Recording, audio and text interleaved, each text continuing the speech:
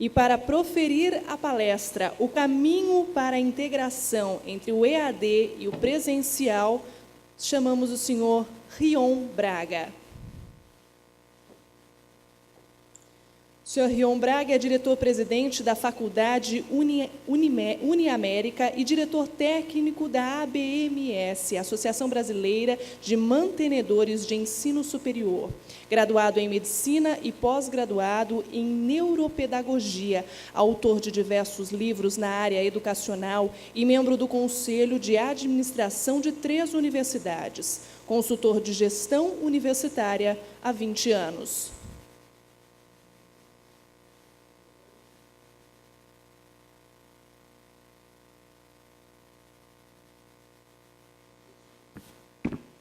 Obrigado. Bom dia a todos.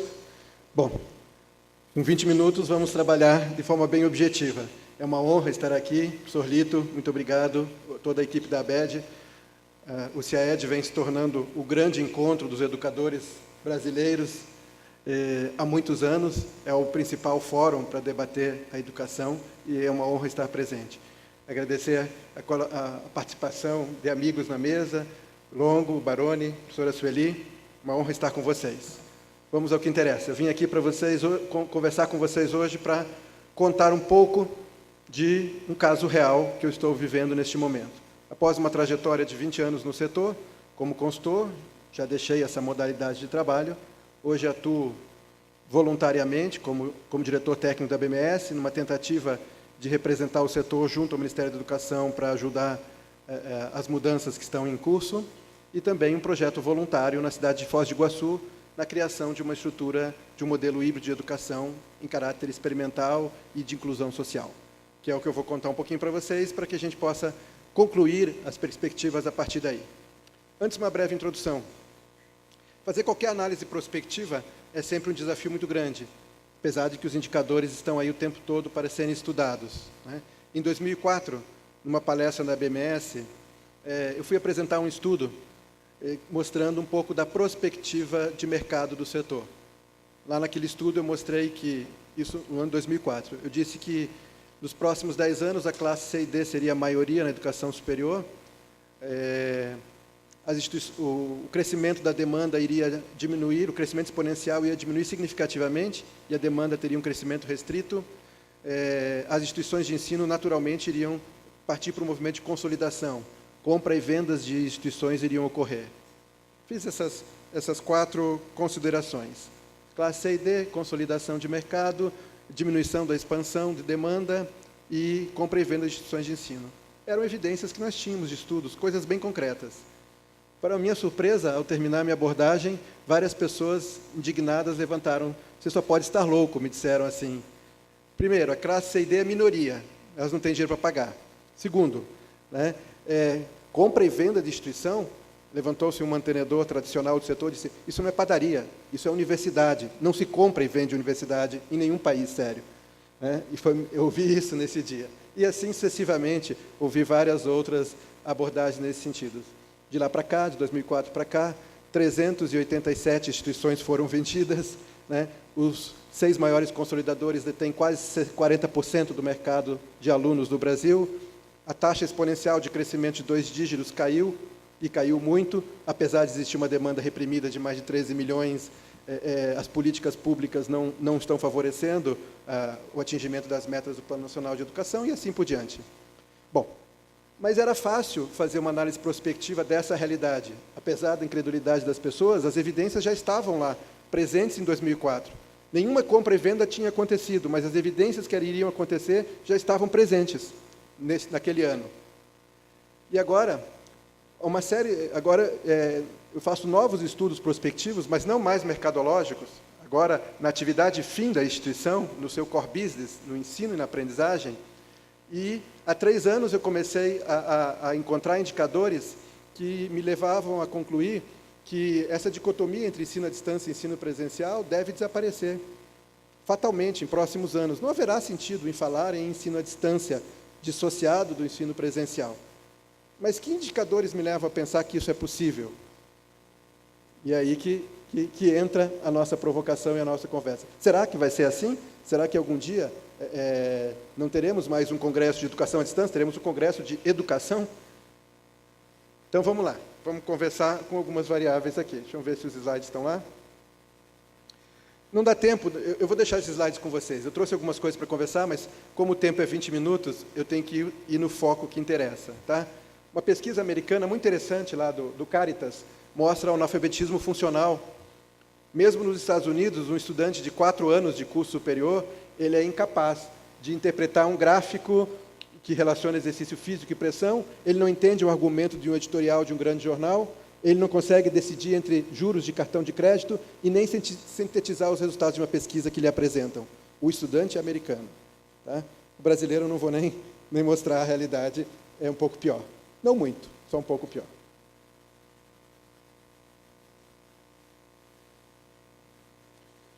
Eu começo lá uma abordagem, eu começo contando para os alunos dessa instituição piloto lá em Foz do Iguaçu, que eu, como voluntário, presido, né, eu digo para eles assim, acertar questões numa prova é a mesma coisa do que aprender? E a primeira resposta deles é, sim, claro, se eu sei, se eu acertei, eu aprendi. Daí eu digo para eles assim, me formei em medicina, quando me mudei para Foz do Iguaçu há 6 anos, na mudança eu peguei os materiais da faculdade e achei uma prova de cardiologia com 20 questões. Eu tirei 8,5 nessa prova, acertei 17 delas. Comecei a ler a prova, não lembrava de nenhuma. Aquilo era grego para mim, não sabia absolutamente nada daquelas 20 questões de cardiologia. Eu aprendi aquilo, mas eu acertei na prova, eu passei em cardiologia. E aí, como é que fica isso? E aí, por último, um slide muito importante para a gente começar a falar do caso realmente. Tá? E aí eu trabalho com as pessoas, com os meus professores, meus estudantes, para uma tentativa de compreensão do que é aprendizado efetivo. O que é aquele aprendizado que fica para o resto da vida?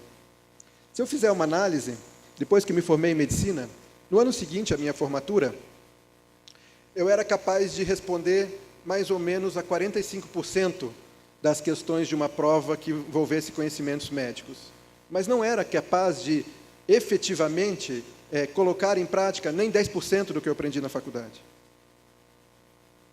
Estou colocando números gerais, mas muito próximos do que da realidade. Vou repetir. Logo depois de formado, eu era um estudante mediano, não era um estudante ruim, era um estudante razoável. Eu era capaz de responder a 45% de questões sobre o que eu vi nos 6 anos de faculdade, mas eu não era capaz de pôr em prática nem 10% de tudo aquilo que foi me passado durante os 6 anos. E aí, quando a gente pega um pouquinho dos conhecimentos da neurociência aplicada ao aprendizado, coisas óbvias que qualquer pessoa que já leu um pouco sobre isso sabe, conhecimentos muito básicos que há 20 anos já são divulgados nos meios científicos e técnicos. Né? Ele mostra que, para o aprendizado efetivo acontecer, né, você tem que fazer uma justa posição de fatores, de elementos, entre eles esses 4 que eu coloquei ali. Os mais importantes, não obrigatoriamente os únicos. Para um aprendizado efetivo acontecer, você tem que ter um trabalho individual. O que o professor Ronaldo Mota chama de estudo independente. Você precisa estudar, efetivamente, aquilo. O que o pessoal do EAD aprendeu a fazer muito bem, entende? Colocar formas muito interessantes de fazer o aluno estudar. O que o pessoal do presencial não conseguiu ainda, porque ele faz 2 provas bimestrais e um exame final, e o professor chega e diz para o aluno assim, não se preocupe, o que eu não dei não cai na prova. E aí, obviamente, qualquer aluno, por melhor que seja, vai dizer assim, eu vou ler o caderno na véspera de prova. Por quê? Porque para passar na prova é a melhor coisa que tem a fazer. Não me interessa eu estudar 1 hora por dia durante 2 meses. É muito mais efetivo, para ir bem na prova, ler o caderno na véspera de prova. Porque o sistema assim o direciona equivocadamente, né? O próprio modelo. Então, o estudo independente, onde você individualmente se apropria de informações, de conceitos e busca a compreensão daquilo. Num segundo momento, você precisa ampliar essa compreensão através de explicações de pessoas que dominam melhor aqueles conceitos, que têm mais vivência naquilo, que é capaz de contextualizar aquilo, que é capaz de correlacionar, que é capaz de mostrar aplicabilidade, que é capaz de fazer inferência sobre aquilo, assistindo alguém falar com você, explicando, te expondo aquilo. Em terceiro lugar, você precisa elaborar sobre aquilo. Você precisa pegar aquilo que você compreendeu e elaborar a partir daquilo ali, ou seja, apresentando para alguém, ensinando para alguém, escrevendo um texto, uma síntese, uma analogia, seja gráfica ou seja expositiva. E, por último, e mais importante, você precisa dar aplicabilidade para aquilo. Coisas óbvias que eu estou falando, gente, vocês sabem disso, claro, todo mundo sabe. Cada um desses 4 elementos forma circuitos sinápticos diferentes que se retroalimentam e juntos conseguem fazer com que o aprendizado seja efetivo, entendendo como um aprendizado duradouro, permanente, onde você desenvolve uma competência, uma capacidade de agir em função daquele conhecimento para o resto da vida. A metodologia do curso que eu fiz na medicina me levou a ter menos de 10% de aprendizado efetivo versus comparado com a quantidade de conteúdo que me foi trabalhada. Um modelo totalmente, metodologicamente, totalmente equivocado. Que agora, com a contribuição do EAD, a partir do modelo híbrido, isso pode ser totalmente corrigido. Como? Vamos ver, rapidamente.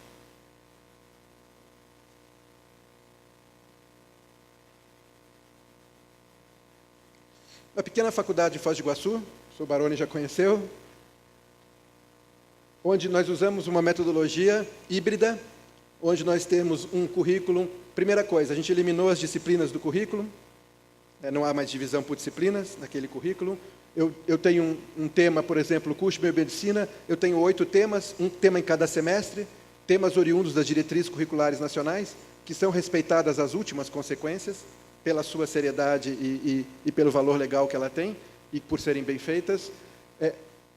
Temas de projetos, atividades de sala para desenvolver as competências relativas àqueles temas. Cada semestre um projeto real, um problema real para o aluno resolver. Tem que ser real, senão não vale como projeto. As atividades de sala são para dar as competências para resolver aquele projeto e conhecer aquela temática. E as unidades de aprendizagem servem como base de conteúdo para dar substrato a isso. Eu tenho lá um curso, em termos de conteúdo, o nosso curso, eu tenho um curso 100% online dentro de um curso presencial. Eu tenho todo um conteúdo de um curso, no que seria de um curso online, virtual, preparado, em parte pelos meus professores, mas na maior parte pelas grandes editoras, das quais a gente assina conteúdo, porque eu peço para os professores prepararem só aquilo que eles têm algum diferencial para fazer, alguma competência que faça que aquilo seja diferente. Aquilo que é conceitual e básico, os clássicos das editoras são muito melhores, são superiores. Eu não vou pedir para o professor ser um papagaio de pirata, quando o original está à minha disposição, né, por assinatura e não mais por aquisição. Então, eu tenho um curso inteiro à disposição dos alunos. Esses alunos têm que estudar fora de sala de aula, 8 a 10 horas por semana, para conseguir dar conta desse material. Aqui é uma semana da parte presencial. Esse é o esquema de uma semana lá. O aluno vai para as aulas todas as noites, eu não tenho nenhum dia free, ele vai todas as noites, ele faz 2 dias de atividades com uso de metodologias ativas, um dia de projeto, um dia que são temas transversais, que ele trabalha, e um outro dia ele trabalha em grupo, na aprendizagem colaborativa, ensinando uns aos outros, e ao final disso ele faz uma prova. Na avaliação, as atividades de sala podem ser, a gente capacita o professor para o uso de mais de 40 metodologias ativas. A única coisa que ele não pode fazer em sala é dar palestra. O resto ele pode fazer, né? Ele não pode dar aula expositiva dentro de um determinado contexto. Ele fica 3 horas com esse aluno, mais de 50% do tempo o aluno tem que ser protagonista na elaboração do processo. A avaliação. As unidades de aprendizagem têm uma avaliação semanal, que está aqui toda segunda-feira, tem prova, toda segunda-feira tem prova, mas ela é só um pedacinho da avaliação. Essa prova, olha que interessante, é sobre o conteúdo online que ele estudou. Não é sobre o conteúdo da atividade de sala, até porque a atividade de sala sobre aquele conteúdo acontece posteriormente à prova. Os alunos levam um choque quando chegam isso. O quê? Tem uma prova sobre algo que o professor não deu? Uma prova sobre algo que o professor não deu. No conceito dele, usando as palavras dele. O professor só vai trabalhar a aplicabilidade daquele conteúdo que ele estudou sozinho a posteriori, não antes. Ele faz a prova primeiro do que ele estudou. E aí, ele faz o projeto, o problema real daquilo, e as avaliações têm a ver, das unidades é a prova, das atividades de sala é o portfólio, ele trabalha as competências, tem que provar que tem o desempenho nas competências e o resultado do projeto. Eu tenho 4 elementos avaliativos dentro do contexto do curso híbrido. Aqui um exemplo de um curso, uma turma de administração de empresas está fazendo um módulo de avaliação financeira, que é o valuation das empresas, onde ele tem essas atividades. Você tirar a divisão por disciplina, você subverte a noção de pré-requisito. Não que o pré-requisito não exista, ele é visto de outra forma. Imagine, e olha como isso é interessante para o modelo online puro. Um curso de administração, em média, tem 40 disciplinas, que em média tem 20 tópicos. 40 vezes 20, você tem 800 tópicos no curso. Nós produzimos o conteúdo atomizado desses 800 tópicos, que eu vou mostrar para vocês como, embaralhamos esses 800 tópicos e reagrupamos de acordo com os temas de projetos. Então, um projeto do aluno fazer um valuation de uma empresa, que num curso tradicional por disciplina, ele só poderia fazer isso a partir do 7º semestre. Por quê? Porque ele tem que ver matemática financeira, contabilidade 1, contabilidade 2, finanças corporativas, uma série de disciplinas pré-requisitos para ele fazer isso. Ele pode fazer esse módulo, esse projeto no 2º semestre. Por quê? Porque quando eu pego os 800 tópicos, eu junto para ele os 60, 80, 100 tópicos que ele precisa para fazer o projeto. Então, ele vai aprender a fazer o fluxo de caixa, a ler um balanço, a entender, interpretar uma DRE, a usar a fórmula da matemática financeira que traz a valor presente, um valor projetado, deflaciona o valor. Ele vai aprender o que ele precisa. Isso em Stanford chama-se modelo just in time.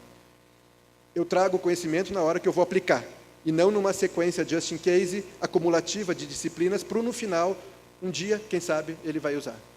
Então, essa diferença de modalidade, ela tem um impacto muito profundo sobre o resultado da aprendizagem. E nós usamos salas diferentes lá, com senhas, porque não tem aula, então são estações de trabalho, né? Todos os alunos com tablet e notebook conectados em redes Wi-Fi de alta velocidade, utilizando o material online dentro da sala o tempo todo, a presença de vários atores externos na sala. Uma turma que eu entrei esses dias de arquitetura, fazendo um projeto sobre monumento urbano, além do professor, estavam com eles o secretário de obras da Prefeitura Municipal da cidade, explicando a legislação das praças públicas, um arquiteto paisagista, explicando o entorno, trabalhando com um grupo, conversando sobre o entorno paisagístico da praça, um colega de um dos alunos de um grupo, explicando como trabalha com o software para apresentar em 3D aquele trabalho que eles estavam fazendo. 4, 5 pessoas da comunidade na sala fazendo atividades com os alunos, entende? Totalmente integrada, sem custo adicional para a instituição. Não estou pagando nenhum deles, eles vão deliberadamente lá. Salas integradas com laboratório, todas as nossas salas têm um laboratório dentro da sala, porque a gente faz a atividade e não aula expositiva dentro da composição do modelo híbrido. Usamos material feito pelas melhores editoras, unidades de aprendizagem, aquelas que eu falei para vocês. A gente decompõe um curso em 800 pedaços. Cada pedaço que a gente decompõe o curso tem um capítulo de um livro que pode ser lido no tablet, no celular, no computador, pode ser grifado, anotado, dado zoom, tem vídeos, tem exercícios, tem infográficos, tem simulações, tem animações, tem desafios, questões, tudo. Cada unidade ela é completa na necessidade do aluno e ela é integrada junto a este elemento. Várias das editoras, Artmed, Penso, Bookman, McGraw-Hill, que produz material para a gente, várias estão expondo aqui todo esse trabalho que elas fazem. O acesso a isso é muito... O professor Baroni falou, acessa-se isso de diversas formas. Se nós acessamos, obviamente, o aluno também. A relação de CPPs que nós trabalhamos, os temas transversais, que variam de habilidades socioemocionais, pensamento crítico, solução de conflitos, raciocínio lógico, todos os temas que ele precisa corresponder. Agora, estou nos meus últimos minutos e eu preciso juntar isso tudo para vocês. Primeiro, a gente fez um modelo híbrido numa instituição com autorização de presencial, que é altamente restringe profundamente o que eu faço. Eu tenho uma semana com 5 atividades de sala. Em nenhum momento o aluno vai ver nenhuma definição conceitual. Isso está tudo na plataforma. Em nenhum momento o professor vai explicar. Por exemplo, se o professor vai fazer uma atividade para o aluno aprender a interpretar um hemograma, todo o conceito prévio do que é um glóbulo vermelho, o que é um glóbulo branco, uma plaqueta, índices hematimétricos, ele já estudou sozinho. Já fez prova disso. Daí ele chega em sala e vai fazer uma dinâmica usando metodologias ativas de como interpreta o hemograma. Que poderia ser feito por professor, poderia ser feito no laboratório de análises clínicas, que poderia ser feito com profissionais da área, que poderia ser feito sob várias óticas compartilhadas. Projetos integradores, nós vamos fazer o primeiro piloto agora de projeto integrador compartilhado entre alunos de 2 universidades diferentes, da nossa faculdade e de uma universidade em Belo Horizonte. Porque o projeto envolve questões ligadas a Itaipu, lá em Foz do Iguaçu, onde a equipe vai ser composta por 3 alunos nossos e 2 de uma universidade de Belo Horizonte, que vão trabalhar juntos e vão se reunir, por videoconferência uma vez por semana para dar continuidade ao projeto integrador. mostrando que não há nenhum limite para a integração dentro de um modelo dessa natureza. Agora, eu podia falar 3 horas do case aqui, que eu me empolgo, eu adoro uma instituição comunitária, né? Eu não sou dono de nada, a gente montou uma associação comunitária aberta, qualquer pessoa é associado, todos são voluntários que tocam essa associação. Ela está fazendo esse piloto do modelo híbrido com metodologias ativas. Não tem aula expositiva, não tem divisão por disciplinas, né? Nós trabalhamos com o modelo híbrido, aprendizagem baseada em projetos e o modelo híbrido a partir de todo um conteúdo virtual integrado às atividades de sala e aos projetos. E, para finalizar, qual é a relação disso tudo com a proposta temática que eu apresentei para o Congresso? A integração entre presencial e o EAD se dará pelo modelo híbrido, mas aonde que isso vai parar? Olha por outro lado, eu estou fazendo isso com uma autorização de presencial. O que você não pode fazer com uma autorização de EAD na sua instituição? Eu posso fazer, ao invés disso aqui que eu mostrei para vocês, deixa eu voltar rapidamente. Ao invés de uma semana assim, onde eu tenho a semana cheia dessa forma, porque assim as exigências da legislação, não o que eu faço lá dentro. Alguns avaliadores do INEP estranham, né? Não, você não dá aula, então você não é presencial. Não, eu tenho atividades em sala com o aluno o tempo todo, então eu sou sim presencial, não é porque eu não dou aula, né? Me mostra aqui nos instrumentos onde é que está escrita a palavra dar aula expositiva como obrigatoriedade, né? E aí, o Longo já me sinalizou lá para o término, deixa eu fazer essa correlação final com vocês, então. Me concedam 120 segundos de prorrogação. Se eu tenho autorização do modelo híbrido, tá? Se eu tenho autorização de EAD, como está? Por isso os indicadores que eu falei para vocês, isso já está acontecendo, isso não é futuro. Algumas instituições que eu participo e outras que eu conheço, estão lançando modelos assim. Eu tenho uma autorização de EAD numa cidade X, eu transformo o meu polo num campus universitário, e eu ofereço para o aluno 5 dias por semana de atividades nesse polo. 5 dias. A minha autorização é de EAD, meu curso é de EAD, meu material está todo online, mas eu ofereço 5 dias de atividades para ele. Um dia de laboratório, um dia de projeto, um dia não tem nada a ver com o professor, eles vão lá com o monitor fazer aprendizagem colaborativa, um dia é no coworking da empresa, outro dia eles vão estudar inglês. Por exemplo, lá na Uniamérica a gente tem inglês obrigatório do primeiro ao último período, se ele não passar no TOEFL ele não se forma. Entende? Num modelo híbrido eu posso fazer tudo isso. Eu posso colocar um outro exemplo, eu posso colocar atividades complementares dentro da semana e fazer desde teatro até qualquer outra coisa. Eu posso colocar edutainment, eu posso colocar várias modalidades na semana de atividades presenciais. Por que eu estou fazendo isso? Último slide.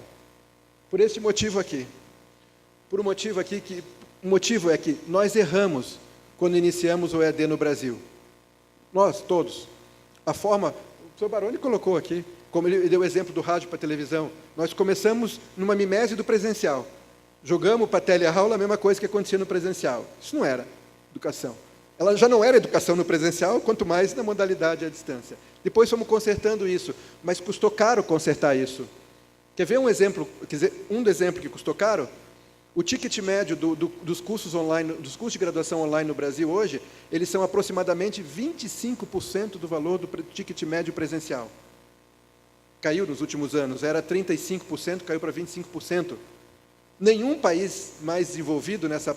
A maioria dos países que eu conheço, o ticket médio do EAD é de 25% a 30% abaixo do presencial. E não 1/4 do presencial. Prostituindo, desculpa a palavra, prostituindo a modalidade. Entende? Mas, segundo ponto, isso fez com que houvesse uma dicotomia de públicos, né? Um portfólio de cursos restrito. Agora, a saúde precisa entrar para a modalidade, as engenharias precisam entrar para a modalidade, e há rejeições, há resistências dos conselhos profissionais, como o professor Baroni colocou, há resistências da sociedade.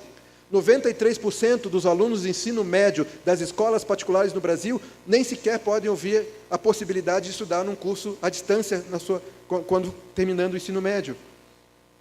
Acabam depois estudando, muitos por necessidade. Mas por que criou-se essa rejeição desnecessária entre conselhos, entre estudantes de classe A e B? Por que criou-se essa dicotomia? Por erros que cometemos. Poderíamos falar aqui também horas sobre esses erros, mas, para finalizar, como é que a gente vai sair disso? fazendo um movimento inverso. Esquece, essas instituições que estão oferecendo esses modelos que eu falei aqui, elas abrem um curso na cidade X, olha, engenharia civil, modelo inovador, mediado por tecnologia, 5 dias de atividade no campus, não obrigatoriamente com professor, são 2 dias com professor, 3 dias de atividades diversas, e em minuto nenhum alguém falou se aquilo é EAD ou presencial. É um curso de engenharia civil inovador. Ponto. A autorização daquela instituição é para EAD. A legislação não prevê nenhuma diferença, tanto no ENAD, tanto na avaliação e nada disso. Não há diferença na legislação. Então, nada me impede de oferecer um curso à distância com 5 dias de atividades presenciais. Posso oferecer 4? Posso. Posso oferecer 3? Posso cair para 2? Entende? Toda essa gama de flexibilidade é possível hoje. Todas elas começam a ser construídas. Mas por que algumas estão começando com 5 dias? Exatamente para tirar esse modelo mental criado no ensino EAD, que provoca a rejeição de conselhos, que provoca a rejeição de parte da sociedade. Em alguns anos, isso vai desaparecer. Não só vai desaparecer a dicotomia entre EAD e presencial, vai desaparecer a rejeição. E aí nós vamos falar de educação, um curso que tem componentes presenciais e componentes mediados por tecnologias. E o componente presencial nem obrigatoriamente tem que ser presencial, ele é um componente interativo, como os meus alunos estão fazendo lá com Belo Horizonte no projeto integrador. Eles estão presentes, estão juntos, trabalhando no projeto, não obrigatoriamente na mesma cidade. Tá? Vamos ver, será que realmente isso vai ser assim? Será que esse é o caminho da mudança? Não sei, os próximos anos dirá.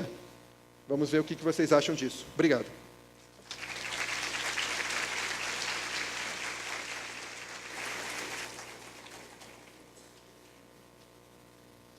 Quem tiver mais perguntas, pode, neste momento, entregar esses questionamentos, levantando a mão, fazer essa entrega. Enquanto isso, nós aproveitamos para agradecer a todos os patrocinadores e parceiros que fazem desse evento um sucesso.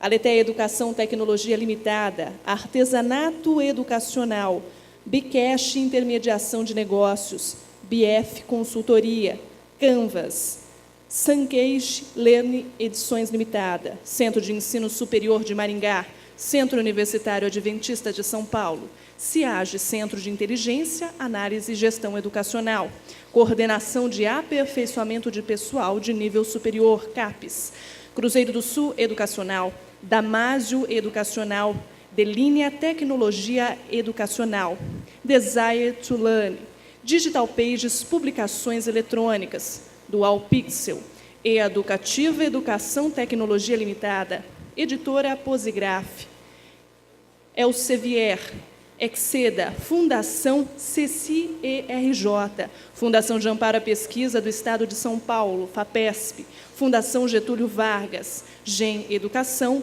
Grupo A, Blackboard, Grupo A, Sagar, Grupo Educacional Uninter, Roper Educacional, Instituto Legislativo Brasileiro do Senado Federal, Irvine Echaire Serviços em Informática, Ituon Tecnologia da Informação, Croton Educacional, Leolani, Pearson Education do Brasil, Read Speaker, WICO, Serviço Nacional de Aprendizagem Comercial SENAC, Sociedade de Educação Tiradentes Limitada, Somos Educação, Starline Tecnologia, Time to Now, Turnitin, Unianchieta, Universidade Aberta do SUS, Universidade Estácio de Sá, Universidade Metodista, Universidade Positivo, Universidade Santo Amaro, Uibaula e Webnauta. Alô? Opa. Bem, poxa, foi ótimo ouvir vocês. Muito obrigado. Desculpe pelo papel chato de ficar falando para vocês terminarem. Eu estou aqui com as perguntas e eu vou tentar fazer o máximo possível no tempo que a gente tem. E eu vou começar. Tem uma pergunta aqui. Eu não vou ler o texto todo, mas a dúvida, professor Sueli, é se quando no processo de credenciamento, onde tem a sede e o polo, se a visita pode ser primeiro no polo, depois na sede, ou as duas concomitantemente? Bom, não a condição para a entrada do processo é que, se for uma instituição nova, né, É o que eu mostrei ali, a questão de, para entrar o processo, protocolar o credenciamento com pelo menos um curso para ser autorizado. Segue para a fase de avaliação, preenche primeiro, abre primeiro o formulário eletrônico para preenchimento da sede, que migra depois para o preenchimento dos cursos. A visita não necessariamente vai ser junta, pode ser, se coincidir, o processo de designação juntos de comissão, já tivemos, como processo eletrônico, pode coincidir, mas não é uma condição, e nunca é a mesma comissão, mesmo que juntos, comissões independentes, separadas. Tem uma outra pergunta aqui, que eu acho que, dirigida, acho que o Rion podia também dar uma opinião sobre isso, que a pessoa fala que existem diferenças entre as IES, as de maior investimento, de médio e de pequeno investimento. Então, a pergunta é o seguinte: se existem dados comparativos pelo INEP, pela qualidade dos serviços oferecidos pelas CESIES com investimentos diferentes, ou seja, se existe algum estudo que diz que você investe mais, a IES tem um desempenho melhor no uso das tecnologias, e a inversa também, ou não? Não, estudo específico sobre isso, não.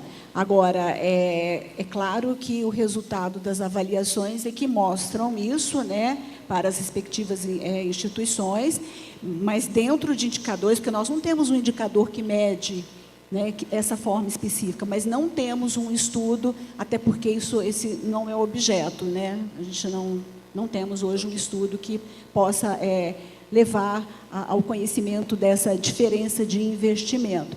E isso pode e aparece principalmente na dimensão 3 para curso, que é a infraestrutura, mas assim, é consequência, né? O conceito vai ser consequência do critério que foi usado como conceito para o indicador, lembrando que tem como conceito referencial mínimo similar de 3. E aí, conforme os critérios e o que vai aparecer, vai levar ao muito bom, ao 5, isso é consequência, mas não é o objeto esta análise. Tá?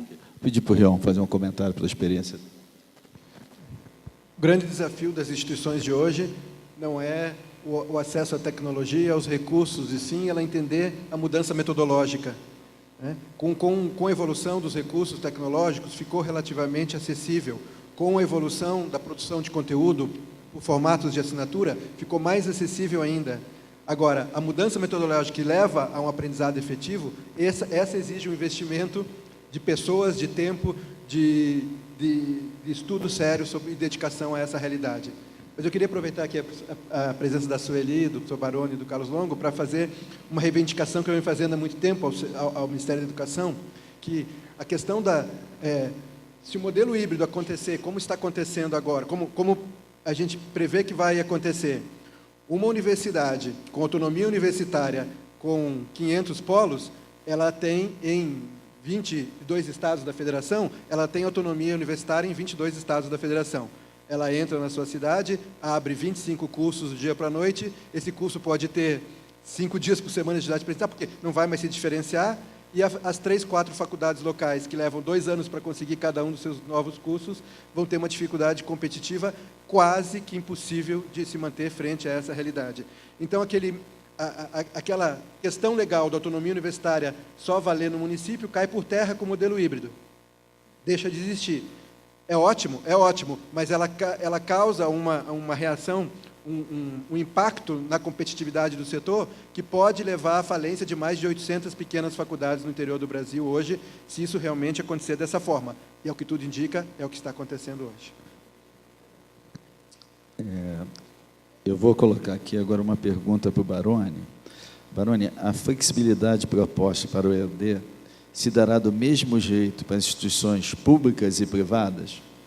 E como a flexibilidade para o EAD se dará do mesmo jeito para a IES pública e privada? E como se dará isso? Todo modelo que valer para a instituição pública vai valer igualmente para a instituição privada. Não há nenhuma espécie de ressalva a ser feita, a não ser as peculiaridades do sistema UAB, que tem uma regulamentação própria, que, aliás, deve ser também revista, uma vez que o sistema UAB, da mesma forma que aconteceu com a maior parte das instituições privadas, foi criado a partir de uma estrutura paralela dentro de cada universidade, e isso vai precisar ser superado por uma incorporação plena da atividade dentro das instituições públicas. Então, não haverá nenhuma espécie de diferenciação entre uma coisa e outra. Agora, do outro lado, existem questões importantes a serem debatidas sobre a regulação do poder público com relação às universidades federais. Esse é um problema de outra natureza, importante, e aparentemente, eu até faço aqui uma expressão pública pela primeira vez dessa questão, mas aparentemente a legislação não impõe sobre as universidades públicas as medidas regulatórias que impõem sobre as instituições privadas. Então, talvez a forma de relacionamento entre o poder público federal e as universidades federais deva obedecer uma lógica muito mais de articulação, de coordenação e de pactuação de resultados a serem alcançados, do que propriamente da regulação clássica. Obrigado. Uma outra pergunta aqui. O censo de ensino superior vai voltar a mostrar resultados separados no ENAD, na modalidade presencial e à distância? Se vai voltar? Bom, eu acho... Essa não é da minha diretoria, então, assim, a gente sabe que vai ser lançado agora dia 23, mas eu acredito que não tenho notícia de que que seja. Na prática já é separado, né? É separado. Não, eu entendi que perguntar se ia voltar Exato, a juntar, não é isso? Que é diferente para o ENAD. Acho né? que na prática hoje é separado. Porque é diferente do ENAD, que não tem resultado separado.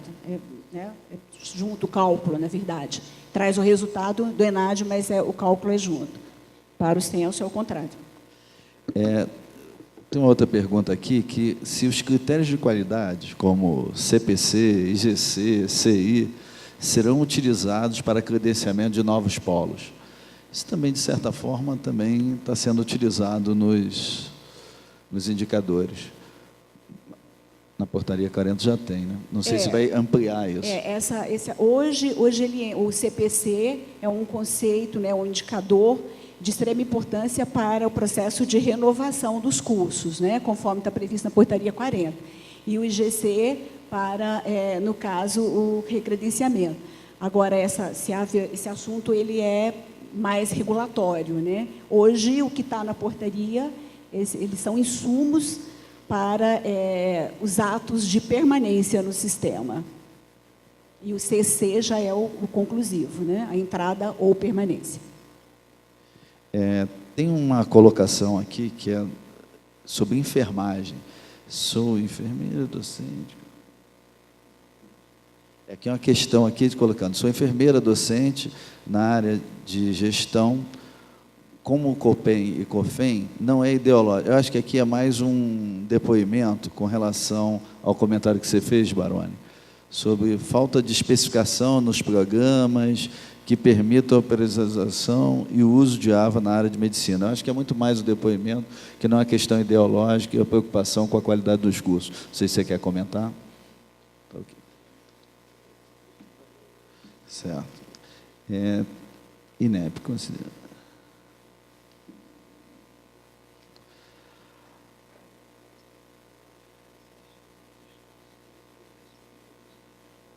Tem uma questão aqui sobre pós-graduação em EAD. Existem algumas instituições que oferecem pós-graduação em EAD e durante todo o período do curso só há um encontro presencial para avaliação final e apresentação do TCC.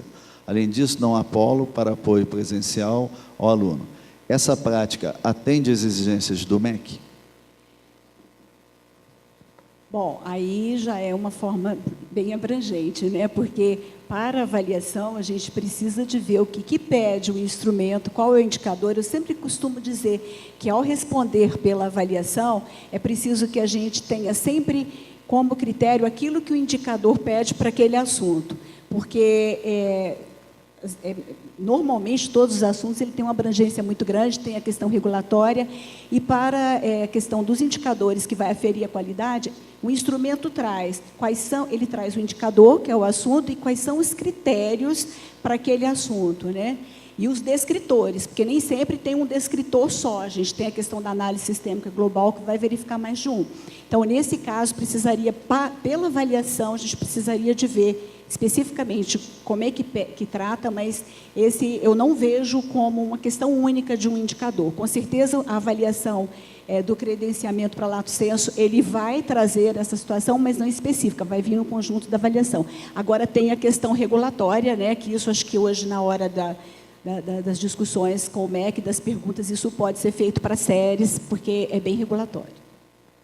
Eu entendo que se a avaliação presencial que é feita, né, nesse encontro, representar o maior percentual da avaliação total de curso, como não exige a pós-graduação lato sensu não exige o polo fixo, eu entendo que está dentro da legislação.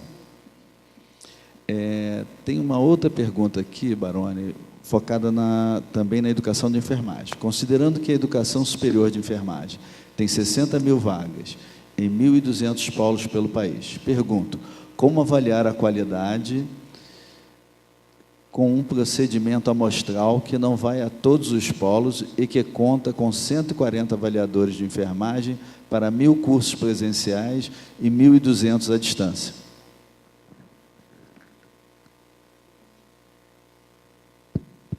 Bem, a dimensão dessa questão é a mesma dimensão da maior parte dos grandes problemas brasileiros. Temos um território muito grande, muitos programas espalhados pelo país, e precisamos avaliar não todos os polos, absolutamente. Mas, aliás, poderíamos até, no caso da enfermagem, ter polos compartilhados sem nenhuma dificuldade. Me parece, o que simplificaria a avaliação. Mas me parece mais importante lembrar que é a própria comunidade de enfermagem que pratica a avaliação.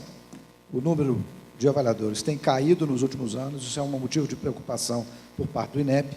Novas capacitações estão sendo preparadas para avaliadores de curso, especialmente, não é isso, Sueli? Nós tivemos uma reunião na semana passada tratando dessa questão. Não é só o caso da enfermagem que tem poucos avaliadores, outros cursos de grande dimensão também são assim, como a administração, o direito e muitos cursos superiores de tecnologia.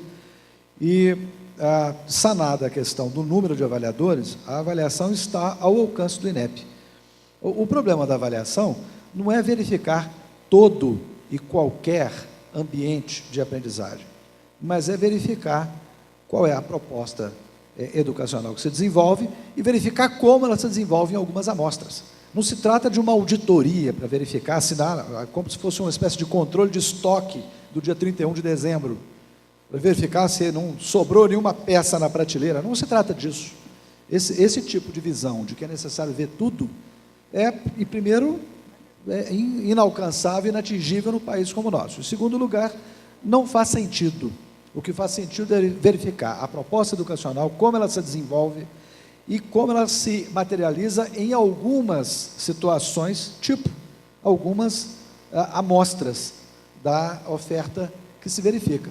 Agora, por favor, se alguém tem, eu sempre digo isso em qualquer lugar, se alguém tem qualquer comunicação a fazer em relação a picaretagens diversas, use o 0800 61 61 61, ponto final. Obrigado. Bem, nós estamos, encerra meio-dia, né? Então, está chegando a hora. Eu queria só comentar uma coisa, que eu acho que a gente tem uma preocupação muito grande, quando vem para a BED só floresce, nessa coisa policialesca, né? Existe no Brasil hoje IGC, CPC, ENAD, tem vários indicadores de qualidade que são abertos para toda a sociedade. A sociedade pode diferenciar. Eu acho que a gente já teve um momento no passado, Carlinhos está ali na frente, que foi feito um saneamento no processo de educação à distância. E existe um monte de coisas que você pode avaliar e a sociedade reconhecer. Falhas existem em todos os processos. Mas se a gente ficar sempre querendo procurar um crime, a gente devia chamar a polícia, e não o MEC, nem pessoas inteligentes. A gente vê o modelo que o Rion acabou de apresentar aqui, é um modelo desafiador, é isso que a gente tem que pensar, em inovação e como a gente vai ser melhor. E não descobrir, o meu vizinho está fazendo errado, porque isso é uma coisa meio provinciana e não cabe na educação do século XXI. Eu queria, para finalizar, agradecer a vocês pela palestra, pelas respostas. Muito obrigado, é um prazer muito grande estar do lado de vocês e agradecer a todos que tiveram a paciência de estar aqui conosco até esse momento E vamos lá, só está começando a ABED agora. Muito obrigado.